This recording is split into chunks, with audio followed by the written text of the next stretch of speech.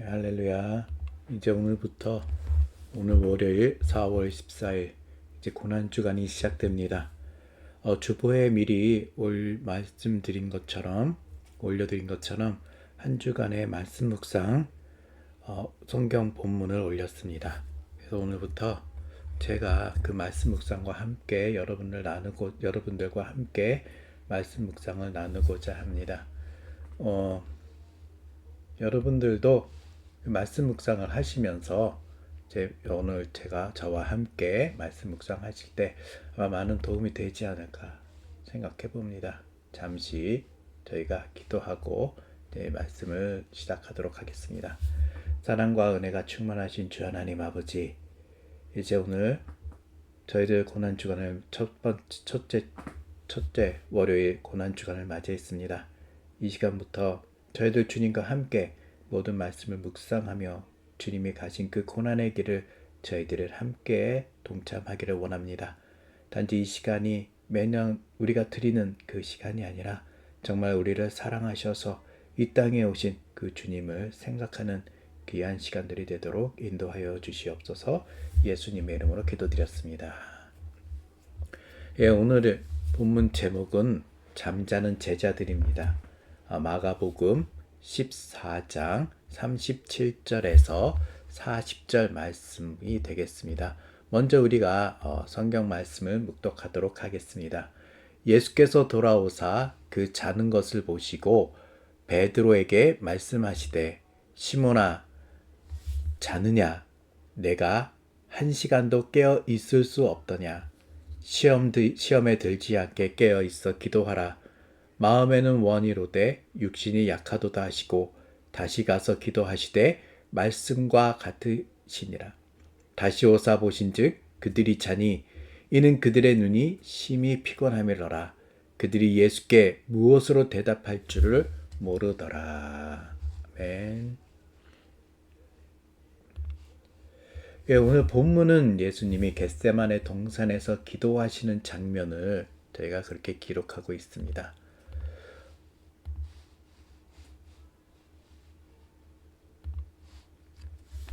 본문에서 제자들은 예수님이 기도하시는 동안 잠들어 있는 모습을 보게 되죠.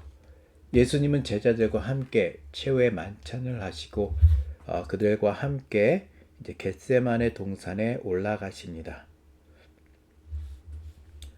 그리고 그들에게 앉으라 하시고 따로 요한과 베드로 그리고 야고보를 데리시고 조금 더 올라가시죠. 그리고 그들에게 깨어 있으라고 하신 후에 예수님은 홀로 떨어져서 기도하십니다.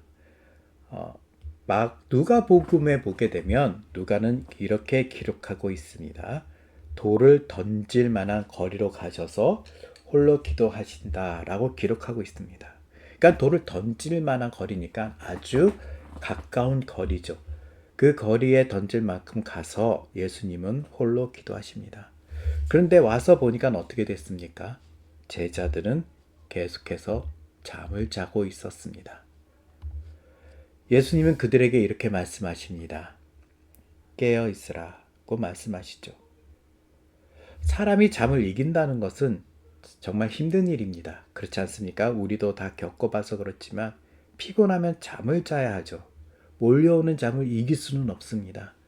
아무리 천하장사라고 하더라도요. 잠을 이길 수는 없습니다. 억지로 참는다고 해서 잠이 깨어지는 것도 아니죠. 더욱이 제자들은 조금 전에 예수님과 함께 유월절 만찬을 즐겼습니다. 아마도 제자들은 유월절 만찬을 배부르게 먹지 않았을까 생각해요. 왜냐하면 유월절 음식에 먹을 것도 있었고 또 예수님과 함께 또 만찬식을 했으니까 아마 제자들은 많이 먹었을 것입니다. 이게 배가 부르면 또 당연히 사람이 잠이 오게 되죠. 배부르게 먹은 제자들은 예수님과 함께 겟세마네로 올라갑니다. 그러니까 제자들은 배부름과 함께 곧이어 잠이 오겠죠. 밤도 늦은 시간입니다. 그러니까 이들은 도저히 밀려오는 잠을 이길 수가 없었을 것입니다. 우리 사람도 그렇습니다. 잠이 오면 잠을 자는 것이 당연한 것입니다. 어떻게 생리적인 현상으로 잠이 오는데 잠을 억지로 참을 수가 있겠습니까? 불가능한 일이죠. 그리고 더군다나 그렇기 때문에 잠을 자지 않고 깨어 있을 수는 없는 것입니다. 이 겟세마네는요, 예수님이 자주 기도했던 장소인과 동시에 이 겟세마네 동산의 의미는 예수님이 십자가의 죽음을 앞두고 가장 고통스럽게 기도하는 장소입니다. 이제 예수님은 십자가를 향해서 그 고난의 길을 가야만 합니다. 그 고난의 길을 가는 그 길목에 예수님은 있는 것입니다. 아마도 예수님은 세 명의 제자들의 그 근접한 거리에서 기도하시면서 제자들도 예수님과 함께 기도하시기를 예수님은 원하지 않으셨을까요? 어쩌면 이들에게 다가올 시험을 예수님은 기도로 이기라고 하는 메시지를 제자들에게 던져주는 것이 아닌가 생각도 해봅니다. 하지만 이러한 예수님의 바램은 아랑곳하지 않고 그들은 잠이 들고 맙니다. 아마도 성경은 제자들이 잠을 자는 것이 우리가 생각하는 육체적인 잠을 말하지만 그 안에 담겨져 있는 또 다른 의미가 있을 것입니다. 단지 저자가 우리에게 던져주는 메시지가 있다는 것이죠. 그러면 오늘 본문에서 잠자는 제자들이 우리들에게 주는 그 메시지, 과연 잠자는 제자들 무엇을 의미하는 것일까요? 잠을 잔다는 그 의미는 바로 영적인 무감각을 이야기하는 것입니다. 두 번째로는 시험에 노출된 상태가 있고요. 그리고 하나님 사역에서 우리가 배제하게 된다는 겁니다. 성경이 잠을 잔다고 말할 때는 다른 의미가 아니라 영적인 잠, 영적으로 무감각한 상태를 의미합니다. 다시 말하면 영적으로 잠을 자고 있는 그 상태를 뜻하는 것입니다. 로마서 13장 11절에 보면 이렇게 기록되어 있습니다. 또한 너희가 이 시기를 알거니와 자다가 깰 때가 벌써 되었으니 이는 이제 우리의 구원이 처음 믿을 때보다 가까웠음이라고 사도 바울은 말합니다. 사도 바울이 말하는 이 시기는 어느 시기를 말할까요? 예수님의 재림의 그 때를 말하고 있습니다. 예수님의 재림의 그 시간을 지금 사도 바울은 의미하고 있는 것이죠. 예수님의 재림의 때가 이제 가까워졌다는 겁니다. 그러니 영적으로 깨어있으라는 그 말을 하고 있는 것이죠. 우리가 영적으로 깨어있지 않으면요, 언제 주님이 오실지 우리는 알지 못한다는 겁니다. 그날이 도둑같이 온다고 말씀했습니다. 데살로니가 전서 5장 1절에서 6절의 말씀을 보겠습니다. 형제들아, 때와 시기에 관하여는 너에게 쓸 것이 없음은 주의 날이 도둑같이 이룰 줄을 너희 자신이 자세히 알기 때문이라. 그들이 평안하다 안전하다 할 그때에 임신한 여자에게 해산의 고통이 이름과 같이 멸망이 갑자기 그들에게 이르리니 결코 피하지 못하리라. 형제들아, 너희는 어둠에 있지 아니하매 그날이 도둑같이 너에게 임하지 못하리니 너희는 다 빛의 아들이요 낮의 아들이라. 우리가 밤이나 어둠에 속하지 아니하나니 그러므로 우리는 다른 이들과 같이 자지 말고 오직 깨어 정신 차릴지라고 말하고 있습니다. 그렇습니다. 우리는 언제 주님이 다시 오실지 모릅니다. 그때가 언제인지 우리 역시 알지 못합니다. 그러니 우리는 어떻게 해야 합니까? 늘 깨어 있어야 한다는 것입니다. 슬기로운 다섯 처녀가 남의 이야기가 아니라 우리가 그 다섯 처녀가 되어야 한다는 것이죠. 때로는 우리는 어떻습니까? 슬기로운 다섯 처녀보다 슬기롭지 못한 다섯 처녀인 것 같은 모습을 우리에게는 보이기도 합니다. 우리의 마음은 언제나 나중이란 말을 참 잘 사용합니다. 나중에, 이따가라는 말을 하죠. 나중에 하면 되지, 나중에 하면 어때? 언제든지 시간이 있는데 라는 생각을 갖습니다. 하지만 그 나중 때문에요. 우리는 주님이 오시는 날 잠을 자고 있지 않는가? 어쩌면 지금 잠을 청하는 제자들의 모습이 우리들의 모습이 아닌가 생각해 봅니다. 다음으로 깨어 있으라는 의미는 시험 들지 않게 하기 위한 것입니다. 38절을 우리가 다시 한번 보게 되면요. 시험에 들지 않게 깨어 있어 기도하라. 마음에는 원이로되 육신이 약하도다 하시고 라고 말씀하고 있습니다.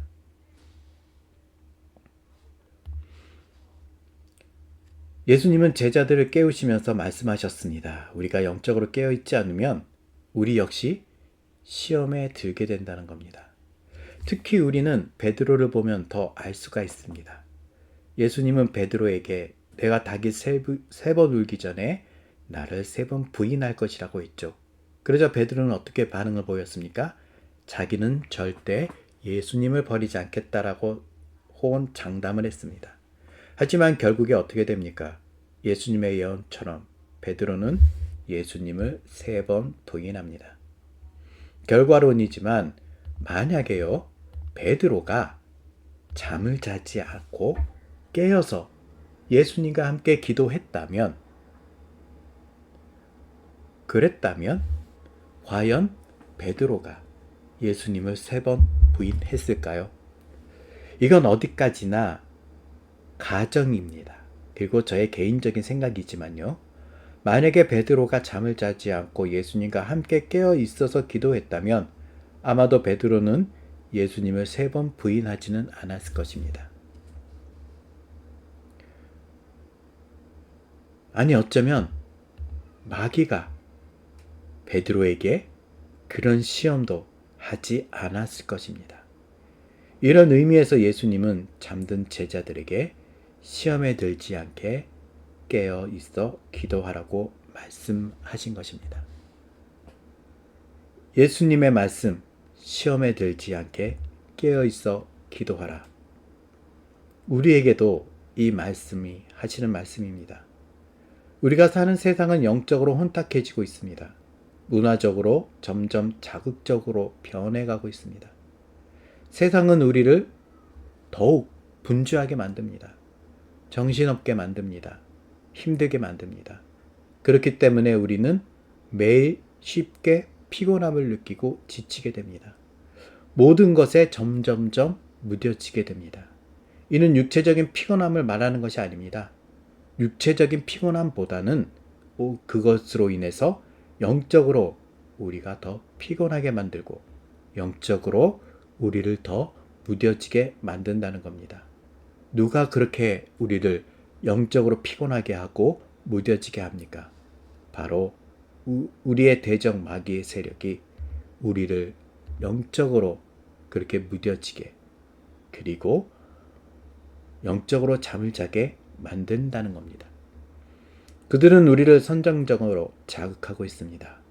미디어를 통해서 기도하고 말씀 묵상을 하지 못하도록 우리의 모든 것을, 우리의 시선을 빼앗아 갑니다. 세상을 분주하게 만들어서 우리의 삶을 그렇게 만듭니다. 기도하지 못하게 만들고 있다는 것입니다. 그리고 우리를 계속해서 흔들어 놓습니다. 기도하지 못하게 우리를 무너뜨리려고 합니다. 우리가 기도하지 않으면요, 우리는 너무나 쉽게 시험에 듭니다. 아무리 같은 말과 같은 의미로 주고받은 말이 있습니다. 평상시 같으면요, 아무렇지 않게 그냥 웃음으로 넘겨받을 수도 있는 말입니다. 그런데 그 말에 우리가 시험에 들게 된다는 거죠. 일할 때도 마찬가지예요. 평상시 같으면 아무 상관없이 했던 일에 결국 시험에 들게 됩니다. 이는 단지 우리의 공동체 사회에서만 일어나는 것이 아니라 우리 교회 안에서도 그 일이 일어나고 있다는 거예요. 성도가 시험에 드는 것은 대부분 교회에서 시험을 받게 됩니다. 이것은 교회가 영적으로 무뎌지면 생겨나는 일입니다. 교회뿐만 아니라 그리스도인도 영적으로 무뎌지면 이처럼 시험에 들게 됩니다. 우리가 이와 같이 영적으로 무뎌져 있으면 당연히 주님이 오시는 날, 그 날이 가까웠음에도 우리가 그것을 알지 못하고 깨닫지 못할 뿐더러 하나님 나라의 일에 우리는 결국 참여하지 못합니다. 소외된다는 겁니다. 중요한 순간에, 우리가 참여해야 할 그 중요한 순간에 우리가 함께하지 못한다는 겁니다. 그보다 더 아픈 것은요, 우리가 베드로처럼 예수님을 버리고 부인하게 될지 모른다는 겁니다. 분명히 예수님은 제자들에게 시험에 들지 않게 깨어있어 기도하라고 하셨죠. 이 말씀은 베드로에게만 하신 말씀이 아니라 다른 제자들 역시 예수님이 잡히실 때 무서워 도망가고 예수님이 심판받으시고 십자가 형벌 받으실 때 함께하지 않게 된 것입니다. 그들은 예수님이 고통 가운데 계실 때 결국 함께하지 못했던 것입니다. 이와 같이 우리 역시 깨어있어 기도하지 않으면요, 우리들도 제자들 같이 된다는 겁니다. 제자들처럼 예수님을 부인하고 그리고 버리게 되는 것입니다. 주님과 함께하지 못하게 되는 것입니다. 이 얼마나 가슴 아픈 일입니까? 그렇지 않습니까? 예수님이 고통 가운데 계십니다. 마음이 몹시 괴롭고 힘든 상태에 계십니다. 예수님의 고난의 길에 서 있는데 우리는 지금 주님의 아픔에 함께하지 못하고 있다는 겁니다. 우리가 살아가는데 힘든 것이 무엇이 있습니까? 내가 아픔 가운데 있고 내가 고통 가운데 있는데 한 사람도, 그 어느 누구도 나와 함께 이 고통을 나누고 있지 않다는 것입니다. 나와 함께 슬퍼해지고 아파해지고 함께 힘이 되게 기도해주지 않고 있다는 것이 더 슬프게 만드는 겁니다. 예수님이 그런 가운데 있습니다. 고통 가운데 있는데도 우리는 예수님과 함께하지 않고 있다는 것입니다. 우리는 지금 너무 피곤하다고는 그 이유로 우리는 제자들처럼 잠을 자고 있다는 겁니다. 그런 우리에게 주님이 찾아오십니다. 그리고 잠든 우리를 깨우시면서 사랑하는 아들아, 내 딸아, 이제 깨어있어 기도해야지. 나와 함께 기도하자. 한 시간도 깨어있을 수 없겠니? 우리에게 말씀하십니다. 그런 주님이 우리 곁에서 다시 기도하십니다. 주님은 우리를 멀리하지 않으십니다. 우리 곁에서 멀리 떠나지 않으시고 언제나 손을 뻗으면 나를 잡을 수 있는, 아니, 손을 뻗지 않더라도 언제든지 나와 꼭 나를 붙잡고 언제나 내 곁에서 우리와 함께 그렇게 동행하시면서 우리를 위해 기도해 주시고 계십니다. 다만 우리가, 나 스스로가 잠이 들어 있으니 주님이 나와 함께하지 않는다고 생각될 뿐인 것입니다. 그리고 우리는 다시 잠이 듭니다. 그런 우리에게 주님은 또다시 찾아오십니다. 얘야, 사랑하는 내 아들아, 내 딸아, 한 시간 더 깨어 있을 수 없겠니?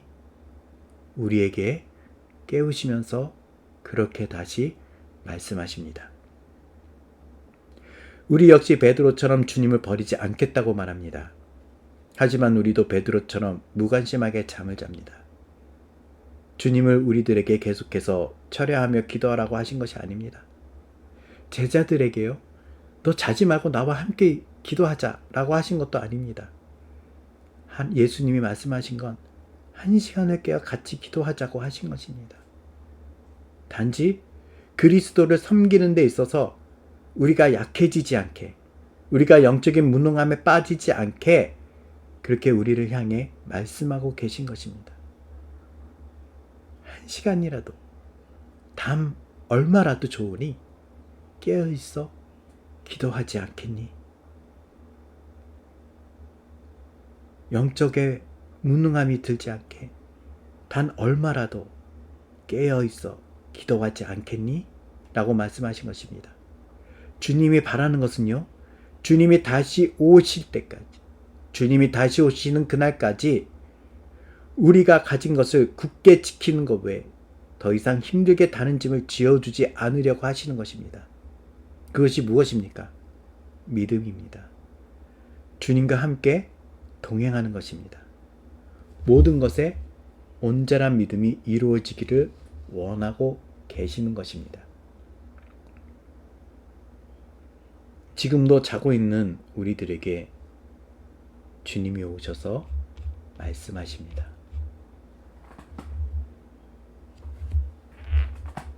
잠자던 우리를 깨우십니다. 잠자고 있는 하나님과의 관계를 다시 깨워서 다시 이어주려고 하십니다. 나의 마음과 나의 영혼을 다시 새롭게 해야 할 것입니다. 기도와 말씀으로 무장해서 모든 유혹을 이길 힘을 우리는 공급받아야 하는 것입니다. 우리가 깨어있어 기도하면 우리의 모든 것이 회복되어지는 것입니다. 베드로가 예수님을 3번 부인했지만 부활의 주님을 만나고 회복되었듯이 우리도 주님을 만나면 모든 것이 다시 회복되어집니다. 그렇게 될 때 우리의 믿음이 성장하게 됩니다. 신앙이 자라나게 됩니다. 우리가 다시 회복될 때 우리는 모든 것에서 새롭게 태어나게 됩니다.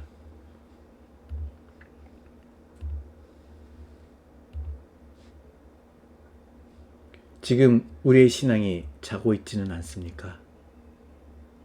깨어있어 기도하시기 바랍니다. 겟세마네 기도는 단지 예수님만의 싸움이 아닙니다. 그 싸움은 제자들만의 싸움이 아닙니다. 그 싸움은 우리의 싸움이기도 합니다. 우리는 주님과 함께 지금 겟세마네 동산에 있습니다. 예수님은 우리에게 이렇게 말씀하십니다. 깨어있어 나와 함께 기도하자.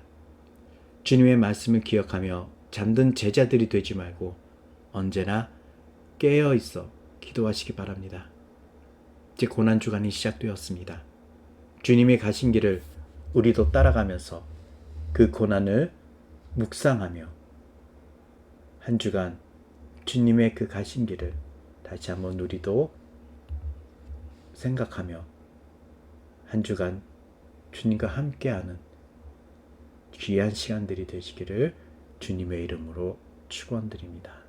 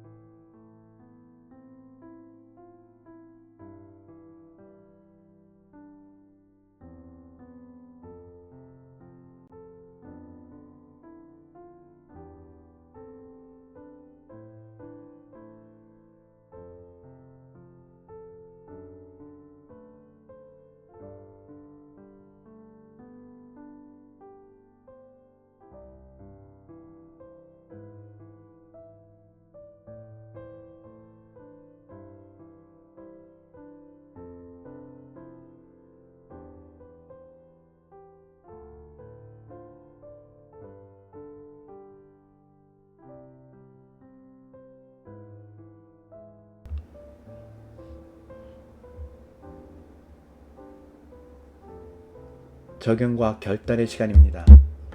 나는 깨어있는가? 우리가 말씀에 민감한가? 기도하고 있는가? 주님의 마음에 동참하고 있는가를 우리가 한번 생각하고 적용하시기 바랍니다. 이제 고난의 주간 우리가 금식 기도합니다. 그 기간 동안에 우리가 다시 한번 기도의 자리로 나아가 승리하는 저와 여러분이 되시기를 주님의 이름으로 축원드립니다.